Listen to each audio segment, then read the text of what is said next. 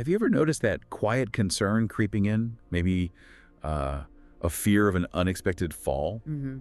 Or seeing someone you care about struggle with a fracture that just, well, doesn't seem to heal? Yeah, it's a really common worry. It is, and often the silent culprit is, a decline in our bone strength as we age. Oh. So today, we're doing a deep dive into how you can fortify your bones and really safeguard your active future. It's such a critical topic and often kind of overshadowed, isn't it? We're talking about osteoporosis. It's often called the silent thief. Right, the silent thief. Yeah, because it just progresses unnoticed until, bang, a bone breaks. But this isn't just about, avoiding fractures. It's profoundly about maintaining your independence. Your vitality. Exactly, your vitality, that full quality of life, especially as you get older. And interestingly, from a traditional Vietnamese medicine perspective, the focus isn't solely on, say, calcium intake. It's also about how your body's vital energy, or qi, supports bone integrity. This often means looking at foods that nourish the kidneys and liver, which are seen as sort of the root of bone strength. That's fascinating. Not just the direct building blocks. Precisely. So we're going to show you some really practical, even, delicious ways to nurture your skeletal system from the inside out. And that's exactly why this deep dive feels so timely. We've looked at a whole stack of sources, including those really interesting insights from that traditional Vietnamese medicine practitioner. They have over 2 decades of experience. And we want to show you how seemingly simple dietary choices can be your most powerful allies for strong bones. Our mission today: uncover those crucial nutritional nuggets that can make a real difference in your senior health. Okay, let's unpack this. So maybe you've wondered why some people seem to shrink a bit as they get older. Yeah. Or why sometimes just a minor stumble can suddenly lead to a really serious bone fracture. Well, often the answer points straight to osteoporosis. It's this condition that quietly weakens bones over time, making them porous and, well, fragile. It really is a silent disease because, like you said, it just progresses without any obvious symptoms, none at all, until you suddenly break a bone. Scary. It is. Think of your bones like the sturdy structure of a well-built house. Okay. Over time, due to various things, the walls of this house start to thin out. They get riddled with tiny holes, making them susceptible to collapse with even, the slightest unexpected jolt. That's a powerful analogy. That's basically what happens with osteoporosis. Your internal structure becomes vulnerable. And the real-world impact is... It's profound, isn't it?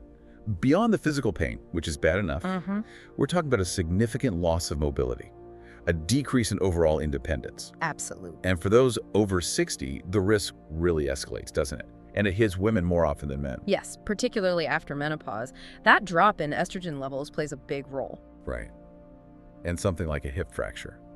Gosh, it's not just a broken bone, is it? No, not at all. It's often a deep blow to the spirit.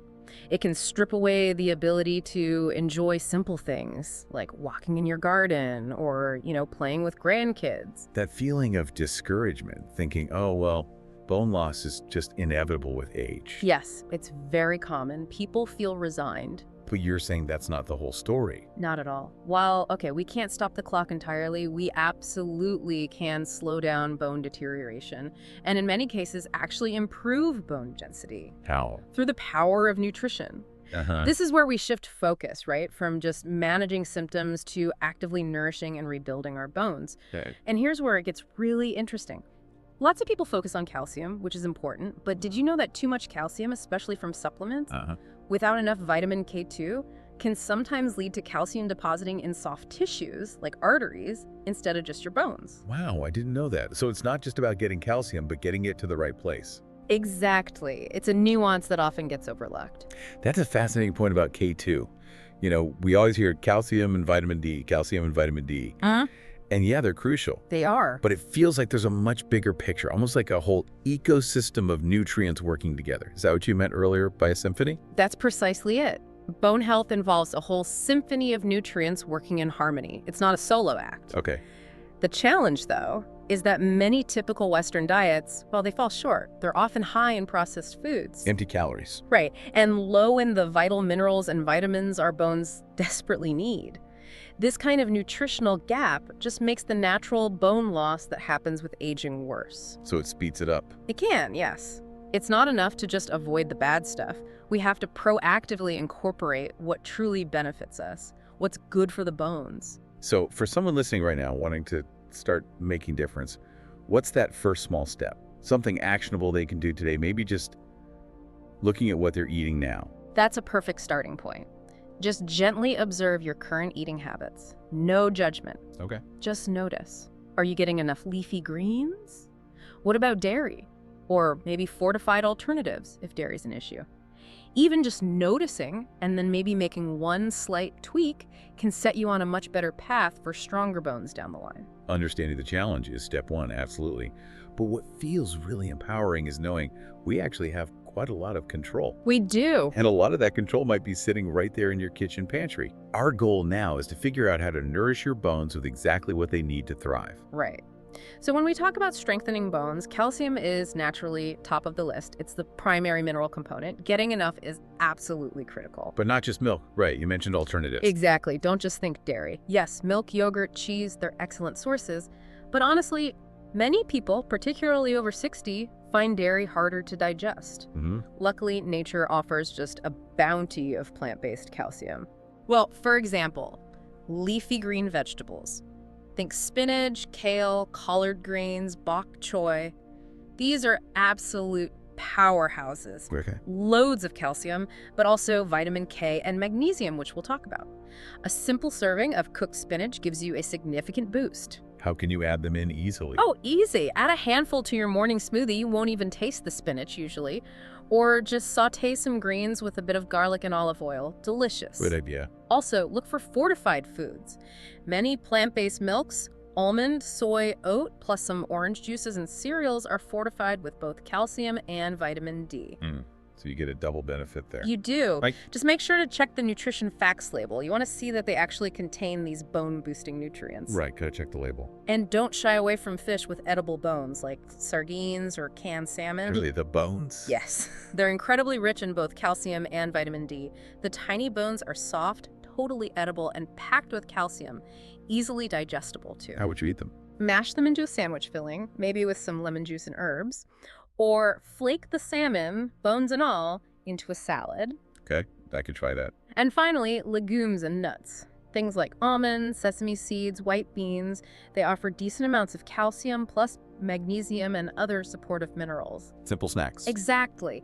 Sprinkle sesame seeds over your salad or just snack on a handful of almonds. Easy wins. That's a fantastic range. Definitely goes way beyond just dairy. And you mentioned vitamin D playing a role there too, the sunshine vitamin. Yes, vitamin D is absolutely essential. You need it because it helps your body actually absorb the calcium you eat.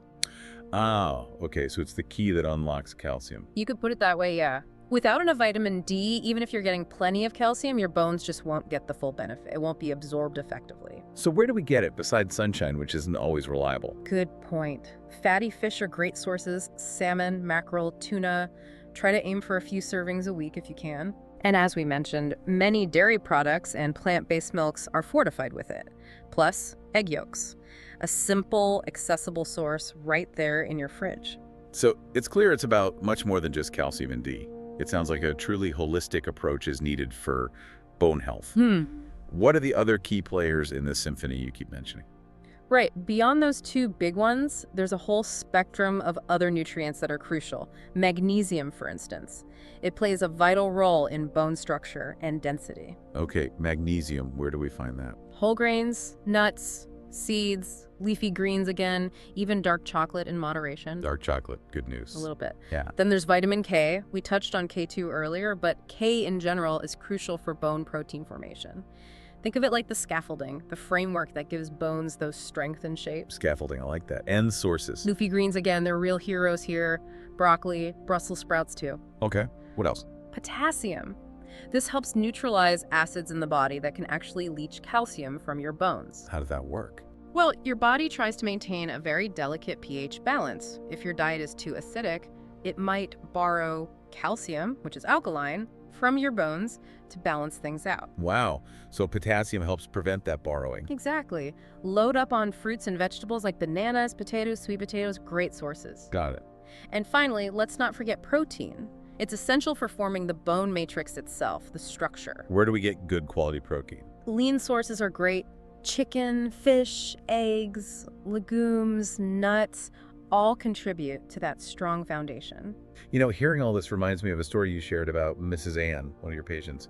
She was diagnosed with early-stage osteoporosis, right? And she was terrified her gardening days were over. That's right, Mrs. Ann. She was quite distressed. But you helped her make some changes, incorporating these kinds of foods. We did. Simple swaps, really. Swapping white bread for whole grain, adding more leafy greens to her stir fries, snacking on almonds instead of biscuits. Small things. Yeah, what happened? Mrs. Ann is just a perfect example of consistency paying off. Within about a year, her follow-up bone density scan showed remarkable improvement. Wow, that's fantastic. It really was. It wasn't some overnight miracle, just proof of the power of consistent, mindful eating. So the message is consistency, not drastic overhauls. Absolutely. Don't try to change everything at once. Pick 1 or 2 new foods from this list to bring into your diet each week. Small, incremental changes make a huge difference over time. That feels manageable. It is. And of course, for personalized guidance, especially if you have existing health conditions, always talk to your doctor or a registered dietitian. Great advice. Okay, so we've identified our bone-building heroes, loads of great foods there. But just as crucial, maybe, is knowing what's quietly working against us. Yes. What are the villains, so to speak, that we should be mindful of? The things that can subtly undermine all our good efforts and maybe even accelerate bone loss? That's a great question because, many people meticulously track their calcium intake, but they might not realize their morning coffee habit, or maybe even that supposedly healthy, low-fat yogurt packed with sugar, could be subtly sabotaging their efforts. Okay, so what's first on the villain list? High sodium intake. Too much salt. Why is salt bad for bones? Well, excessive sodium causes your body to excrete more calcium through urine. Ah, so it flushes the calcium out. Essentially, yes. Even if you're consuming enough calcium, a good chunk of it might be lost before your bones can use it. Where does all this sodium hide? It's not just the salt shaker, is it? Definitely not. Think highly processed foods, ready meals, canned soups, frozen dinners. Restaurant dishes are often loaded with it too. So what's the advice? Read those nutrition facts labels carefully. Really look at the sodium content. Opt for fresh whole foods whenever you can. And get creative with herbs and spices for flavor instead of relying so heavily on salt. Okay, cut back on hidden salt. What's next? Next up, excessive caffeine and alcohol. Uh-oh. My morning coffee. Well, a single cup is likely fine, but high caffeine intake has been linked to decreased calcium absorption and increased calcium excretion, kind of like sodium. Okay, and alcohol. Chronic heavy alcohol consumption is worse. It can interfere with how your body absorbs both calcium and vitamin D. Plus, it can directly inhibit the cells that build new bone. So it's a double whammy. It can be. For seniors over 60 especially, moderation is absolutely key for both. Moderation. Got it. What else? Sugary drinks and highly processed foods generally. Things like sodas, pastries, crisps. Why are they villains? Do they directly harm bone? Not directly in the way salt does, but they often displace more nutrient-dense foods. Ah, okay, opportunity cost. Exactly. When your diet is full of these empty calories, you're simply missing out on the chance to get the vitamins and minerals your bones desperately need. Plus, these foods often contribute to inflammation and can disrupt your overall metabolic balance, which indirectly affects bone health. So every time you choose that sugary snack, You're missing an opportunity to feed your bones something genuinely beneficial. makes sense. Anything else to watch out for? One more area to be mindful of: red meat and highly acidic foods in excess. I thought protein was good for bones. It is, but balance is key. An overly high intake of red meat can increase the acid load in your body, and like we discussed with potassium. The body might pull calcium from bones to neutralize the acid. Precisely. Similarly, some extreme diets that promote very high acidity can be detrimental over the long term. It's all about balance. Enjoy lean proteins in moderation, and always pair them with plenty of alkaline-forming foods. Like fruits and vegetables. Exactly. They help maintain that healthy pH balance, stopping your body from needing to borrow calcium from your bones. Those are really powerful insights. Thinking about villains reminds me of Mr. Tan, another story you mentioned. He loved his daily sodas and processed snacks, right? Yes, Mr. Tan, a very spirited gentleman, but his diet wasn't doing his bones any favors. And you helped him make some slow changes, replacing soda with fruit-infused water, swapping chips for nuts and seeds. We worked on it gradually, yes. Little substitutions. And what was his experience? It just goes to show, even small, consistent efforts to reduce these bone villains can yield real results. Mr. Tan reported feeling more energetic, and his next bone density scan actually showed some positive shifts. That's great. It shows it's not about total deprivation. Not at all. It's about making conscious choices for your long-term health. And again, I have to stress, always consult your doctor or a registered dietitian before making big dietary changes, especially if you have other health conditions. Absolutely crucial advice. Wow, okay. We've covered a lot of ground here. We've journeyed together through, well, the intricacies of bone health. From understanding that silent threat of osteoporosis to uncovering the nutritional heroes, the foods to embrace, and also the villains, the things to limit. It's a journey that really touches the core of our independence, our vitality, as we think about aging well. It really does. And imagine, just picture this. Waking up each day feeling confident in your body, knowing that your bones are strong, they're resilient, ready to support you in every step you take, every hug you give, every cherished moment. That sounds wonderful. It's not just about, avoiding a fracture. It's about reclaiming your freedom to live life completely, being able to chase after your grandkids or tend your garden without worry or travel, or even just enjoy a long, uninhibited walk in the park. That sense of security, of knowing you're actively doing everything you can to protect your future self. That is such an invaluable gift you give yourself. And hearing the stories of Mrs. Ann back in her garden, enjoying her blooms. Yes. And Mr. Tan beaming with pride on his daily walks after swapping out those sugary drinks. Yeah. They're just powerful reminders, aren't they? Real testaments to the transformation that's possible. Absolutely. Through those consistent, mindful choices. It's amazing how our bones are living tissue. They're constantly regenerating. They really are. And they respond so well to the nourishment we provide them. So how does someone listening start this journey if they feel a bit overwhelmed? Take a deep breath first. Remember, this isn't a race, it's a marathon. Incorporate changes gradually. Maybe start with just one new bone-building food this week. Just one. Just one. Or maybe try to reduce one bone-harming habit. Small, consistent steps add up. They accumulate into monumental progress over time. Think of your bones as these living, working structures that respond directly to how you fuel them. Like tending a garden, maybe? Consistent care yields results. That's a beautiful way to put it. So here's a final thought for you, our listener, to mull over. Consider how the smallest, most consistent daily choices you make around what you eat today are actively shaping things. Not just the density of your bones right now, but the very foundation of your freedom and your activity levels decades from now. So the question is, what small, conscious choice will you make today to invest in your future strength?